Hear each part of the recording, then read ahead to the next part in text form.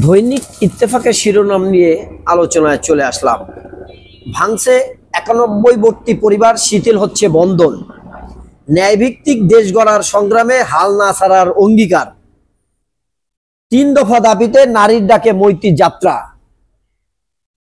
ন্যূনতম করের চাপ বাড়ছে, এখন ব্যবসা বাণিজ্যের প্রবৃত্তি গতি কমে গেছে, এই সময় ন্যূনতম কর হার না বাড়ানোই যৌক্তিক হবে। রূপালী চৌধুরী, আমদানি পর্যায়ে অগ্রিম আয়কর আদায় করা হলেও তা যথাযথভাবে ফেরত দেওয়া হয় না। মোহাম্মদ হাতেম, ডিজিটাল রূপান্তরের ক্ষেত্রে নারী পুরুষের সমান সুযোগ নিশ্চিতে সরকার প্রতিশ্রুতিবদ্ধ। প্রধান উপদেষ্টা অধ্যাপক ডক্টর মোহাম্মদ ইউনূস বলেছেন, জুলাই গণঅভ্যুত্থানের চেতনাকে ধারণ করে অন্তর্বর্তীকালীন সরকার ডিজিটাল রূপান্তরের সকল ক্ষেত্রে নারী পুরুষের সমান সুযোগ ও অধিকার নিশ্চিত করতে প্রতিশ্রুতিবদ্ধ। তিনি বলেন, টেলিযোগাযোগ যে সেবা ও তথ্য প্রযুক্তি ব্যবহার সহ ডিজিটাল রূপান্তরে নারী পুরুষের সমান অংশগ্রহণ একটি বৈষম্য মুক্ত আধুনিক সমাজ বিনির্মাণের পূর্বশর্ত। আজ 17 মে বিশ্ব টেলিযোগাযোগ ও তথ্য সংঘ দিবস উপলক্ষে গতকাল শুক্রবার দেওয়া এক বাণীতে প্রধান উপদেষ্টা এসব কথা বলেন। অস্ত্র নয়, নির্দেশনাই বেশি গুরুত্বপূর্ণ। পুলিশের হাতে মারণাস্ত্র থাকা না থাকা।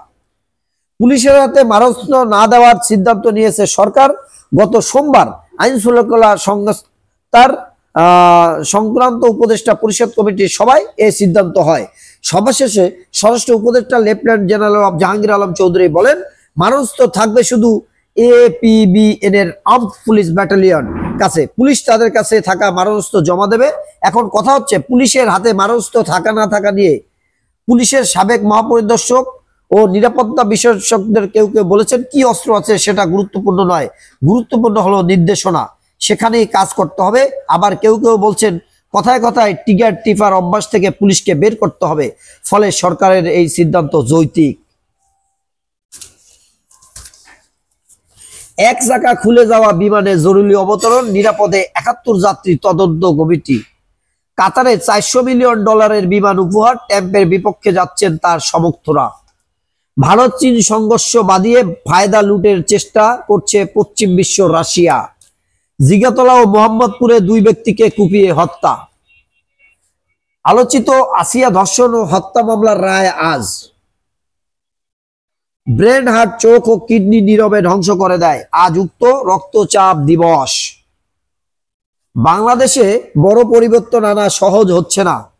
গণঅভ্যুত্থানের শেখ হাসিনা সরকারের পতনের 9 মাস পর হলেও বাংলাদেশে বড় ধরনের পরিবর্তন আনা দিন দিন কঠিন হয়ে যাচ্ছে বলে মনে করছেন দ্য ইকোনমিস্ট।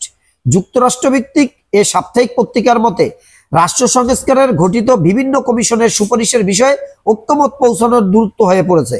গত বৃহস্পতিবার after the revolution Bangladesh is hoping to reform শীর্ষক প্রতিবেদনে এসব কথা বলা হয়েছে। জগন্নাথ বিশ্ববিদ্যালয়ের সব দাবি মেনে নিয়েছে সরকার। গণ অনশন ভাঙলেন UGC চেয়ারম্যান। হামলার ঘটনায় পুলিশের দুঃখ প্রকাশ। নগরীর উদ্দাস দুপুরে ভুবনচিলের ডাক। ইয়াবা পাচারে পেট ভাড়া নিয়ে পুরুষের চেয়ে নারীর সংখ্যা বাড়ছে। প্রিয় দেশবাসী, চ্যানেলটি সাবস্ক্রাইব করে রাখতে পারেন প্রতিদিন পত্রিকার খবর শুনতে।